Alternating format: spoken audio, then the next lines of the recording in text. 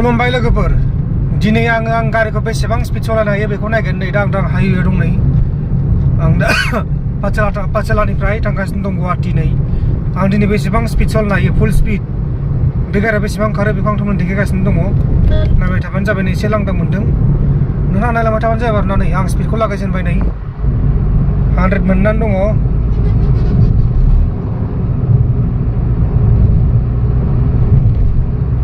बारनानै दङ।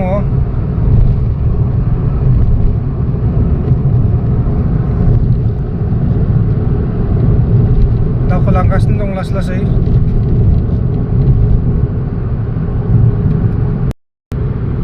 नुवाखै नै लोगोफोर स्पिडखौ नायनाय स्पिडखौ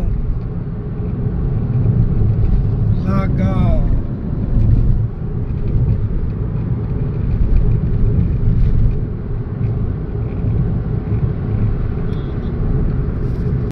गारिया खारबागौमोन नाथाय होंगो दोंगो गारि बेनिखायनो आङो लासै फिनबाय।